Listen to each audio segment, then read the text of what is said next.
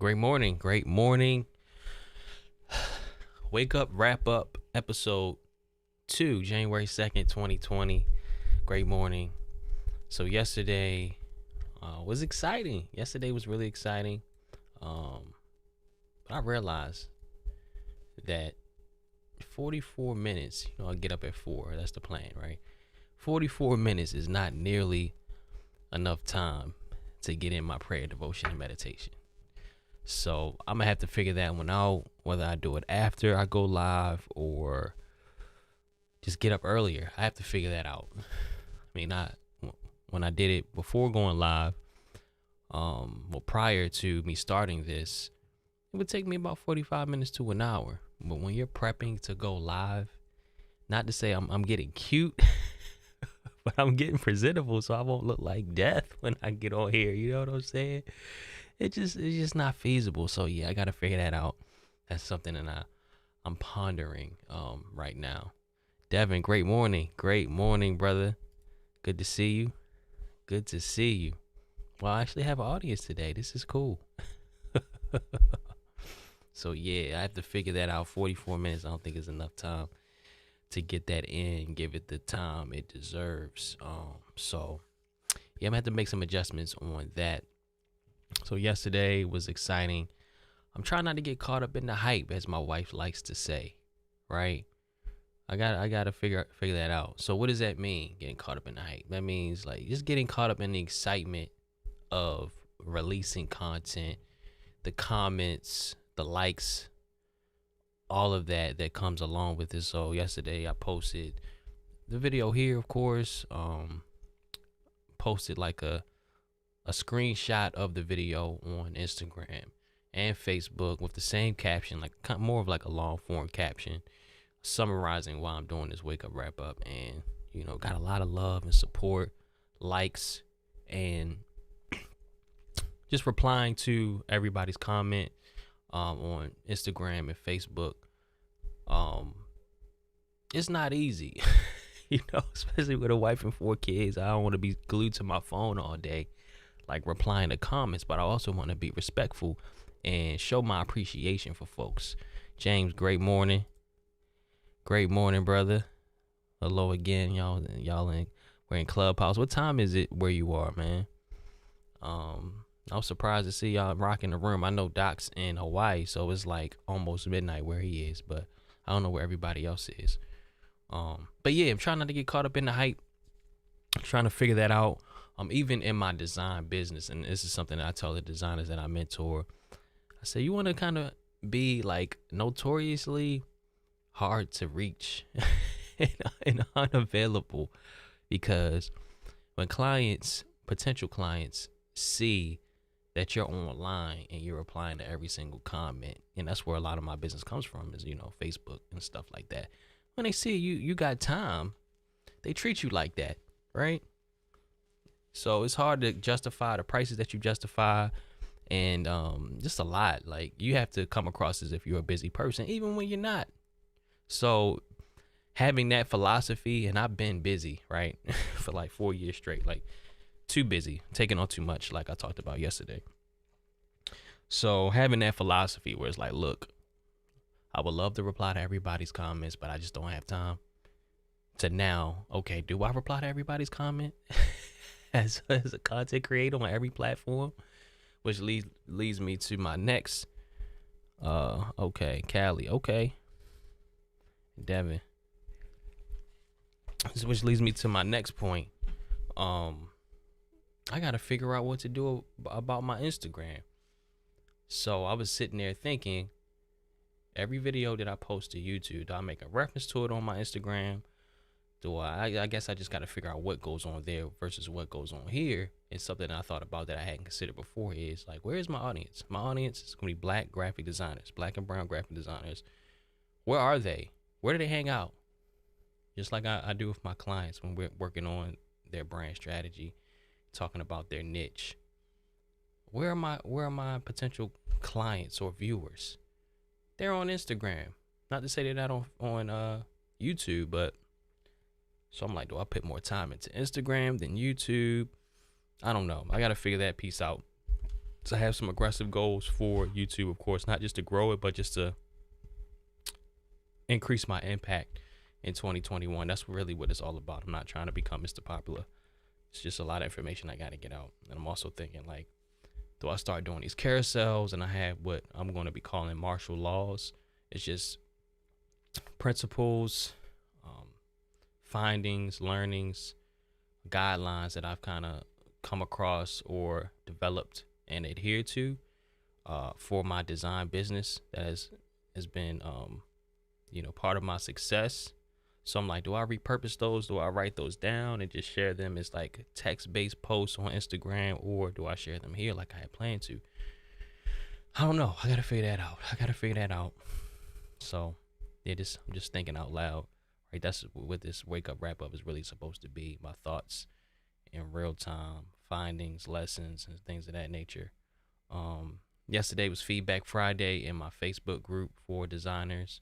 So if any of you guys are watching this who are designers, join us for free at good2goat.com. I should have had like a little animation or something pop up, but it's just good2goat.com. Let me see if I can add a comment right here in Ecamm. I should know this.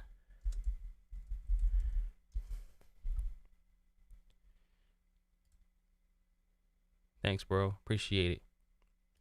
Yeah, but everybody's a designer. Join us at good2goat.com. That'll take you right to the free Facebook group. If you want to add anything for feedback, like any designs for feedback. This thing is always a little crooked.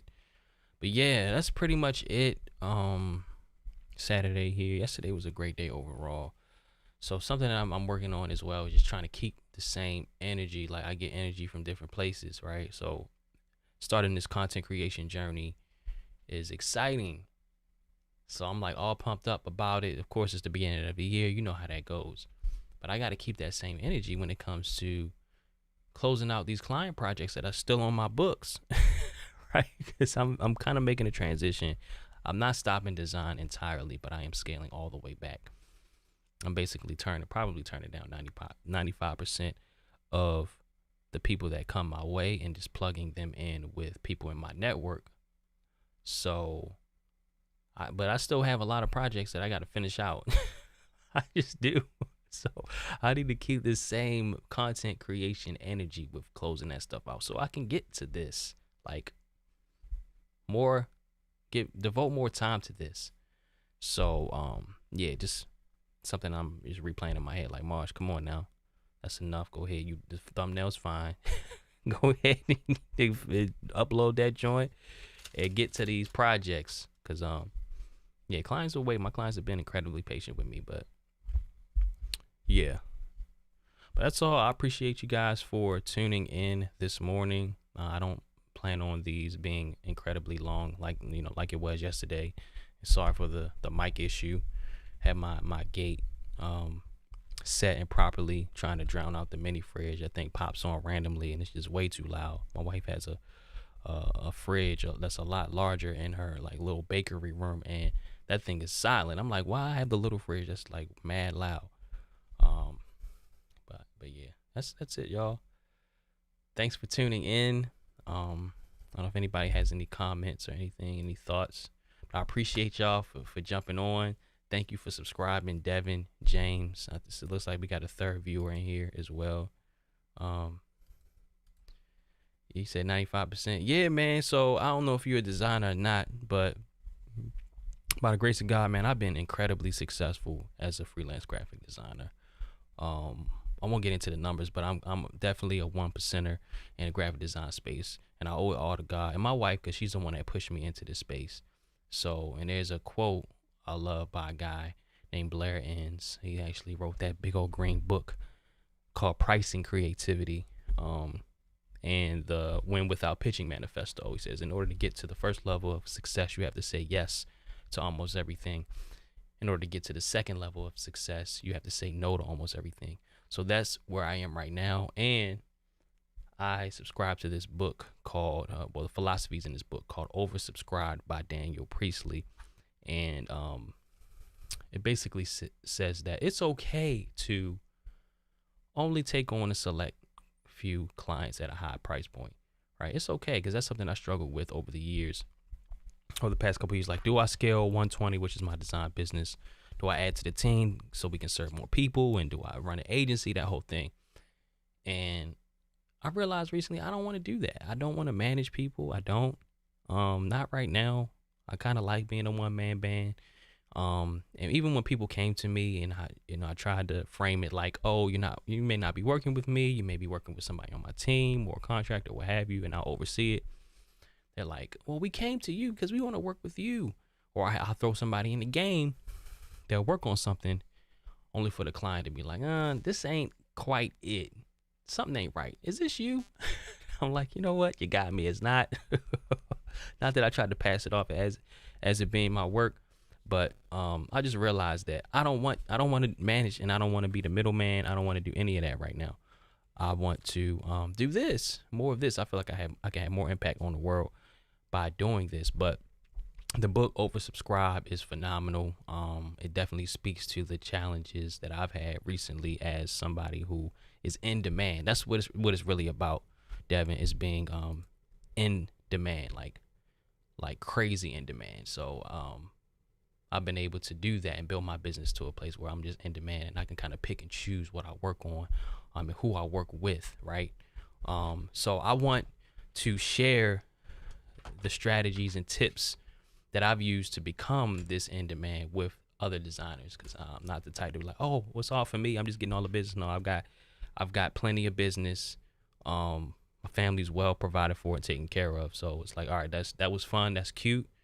And all of that. But now I'm moving into this impact phase. It may be who I roll with. It may just be who I am innately. But I got to give the game away. I'm like bursting with the blueprint, if you will. I'm not promising any radical results for anybody, but I know, like, if you follow me, you stick with me, you at least gonna be able to do this full time and provide for your family. I'm not saying you want to make a couple $100,000, because I know what works for me may not work for you, but you stick with me and you listen to the principles and apply the principles that I share, you're gonna be good. You're gonna be straight. But you do have to have some type of design some type of innate ability that I can't teach, because I know people who they just don't have it. No matter how much you try to teach or train, they just don't have that thing. You know what I'm saying? That it factor, where they may be skilled, but they don't have that innate talent for it. So you have to have a little bit of that as well. So, but yeah, hope I didn't get off into a tangent. So you just added it to your Audible. Yeah, Oversubscribe. It's my favorite book, probably my favorite book. Out of all the books that I have, I'm not gonna sit here and act like I read like I'm a voracious reader. I'm not. I've listened to a lot of Audibles more so than I read, but Oversubscribe, I have that on Audible.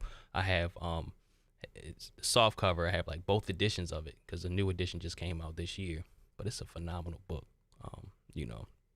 I do well, but it talks about people who, they'll pre-sell an event or something for like 7 figures or something crazy. But yeah, that's pretty much it. Thanks again, y'all. I'm excited about this journey. Shout out to you both, and it looks like we have a third viewer that hasn't commented, but whoever you are, third viewer, I appreciate you for tuning in as well, and thanks for subscribing. I think I added maybe 30 subscribers or so. Yes, I think almost 40 subscribers, which is exciting. It reminds me of the first check I got in graphic design, which is $500 from a church in DC, and I had to go get the first 250, and then I came back like a week later to take some photos during a service so I can add to the website, and I came back like a couple of weeks later to collect the remaining 250 in a check. And I'll never forget that. My wife and I think about that all the time, just to stay grounded and never forget where we've come from, especially in this graphic design space. Because that first $500, man, I get emotional just thinking about it. And even yesterday, 4 years ago, was really when I started my graphic design journey. Right, this photo was on January 1st. Let's see. January 1st, 2017, and I was just learning Illustrator. My wife and I sitting there. That was the beginning, y'all, and I done made $500,000 since then. Not to brag, but I just thank God for my wife pushing me into my gift, and me just being obedient to that, and serving people, having that spirit of just servitude and just adding value to people early on. Free discounted stuff, and things just really blew up. So yeah, I always think about that first paid project, which is that $500 website. And now we're charging like 20 grand plus. It's just amazing, man. Like, your gifts will make room. Your gifts will make room. And I don't have a huge following, not yet, because I've been prioritizing profit over popularity, but I got the receipts now. So, it's time to give the game away. I'm not keeping it to myself. All right, y'all. I'm out. Appreciate it. Peace.